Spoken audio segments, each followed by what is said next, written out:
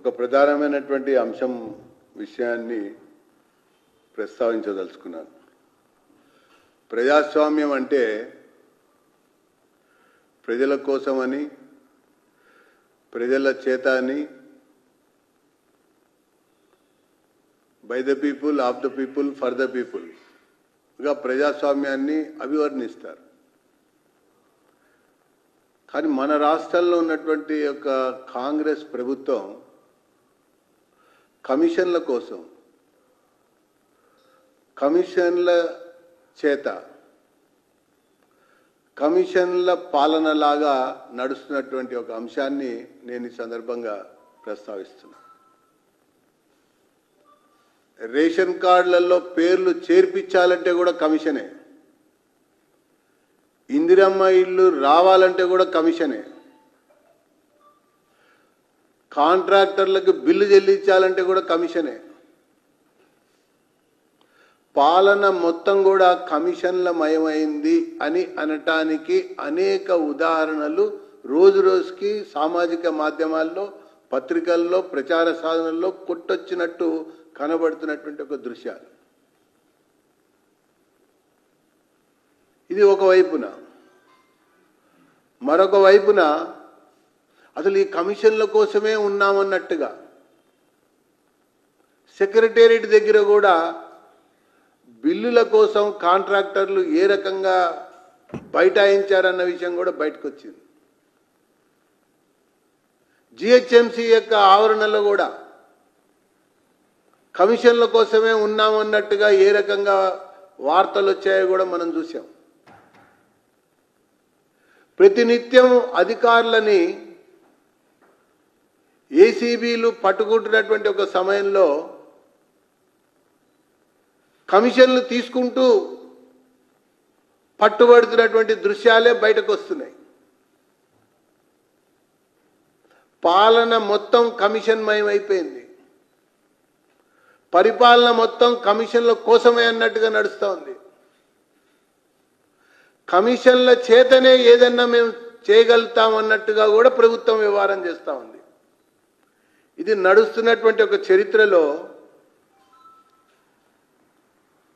రేవంత్ రెడ్డి గారు జనంలో ఓడిపోయినటువంటి వ్యక్తి రాష్ట్రానికి ముఖ్యమంత్రి అయ్యాడు. జనంలో ఓడిపోయినటువంటి ఒక వ్యక్తి రాష్ట్రానికి ముఖ్యమంత్రి అయ్యాడు.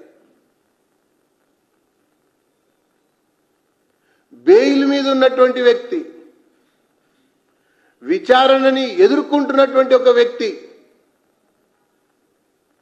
ఈ రాష్ట్రానికి ముఖ్యమంత్రి అయ్యి ఏదేదో మాట్లాడుతున్నాడు. మాట్లాడాలి అన్నట్టుగా మాట్లాడుతున్నాడు. ఆ కుర్చీ కాపాడుకోవడం కోసం మాట్లాడుతున్నాడు. అరే, బ్రీఫ్ కేసులు, సూట్ కేసులు అందిస్తూ కుర్చీని కాపాడుకుంటూ కమిషన్ల ముఖ్యమంత్రిగా పేరు తెచ్చుకున్నటువంటి ఒక వ్యక్తి భారత ప్రధాని నరేంద్ర మోడీ గారిని విమర్శించేటువంటి స్థాయి నీది అని చెప్పని భారతీయ జనతా పార్టీ సూటిగా అడుగుతా ఉన్నది.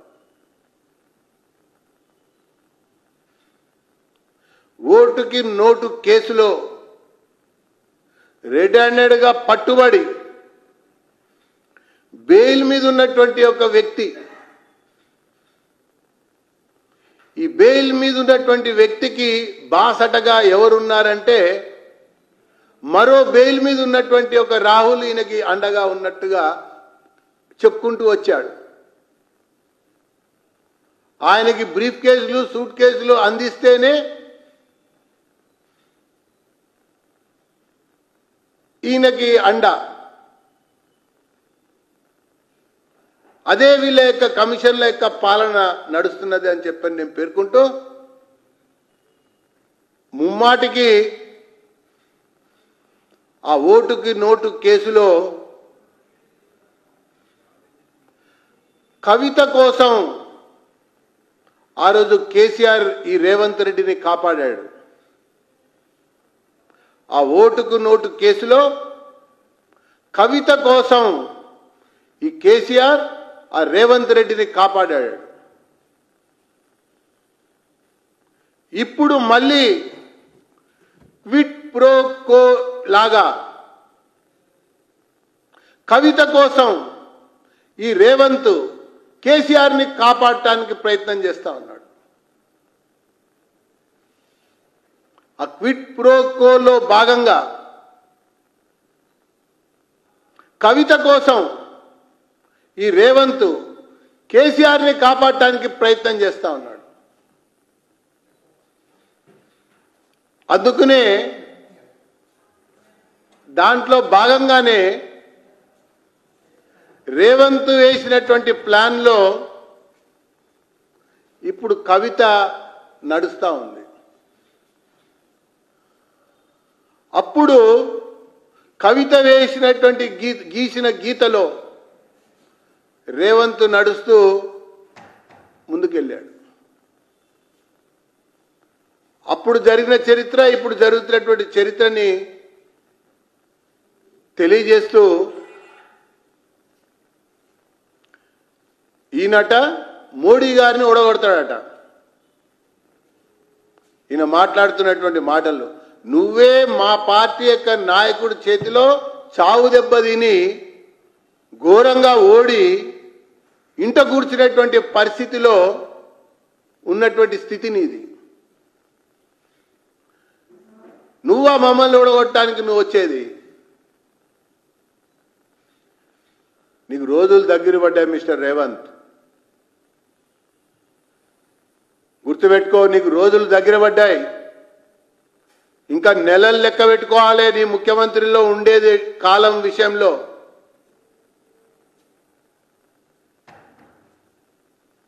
అందుకనే ఆ రాహుల్ ఏ రకంగా వ్యవహారం చేస్తున్నాడో మనం చూస్తా ఉన్నాం.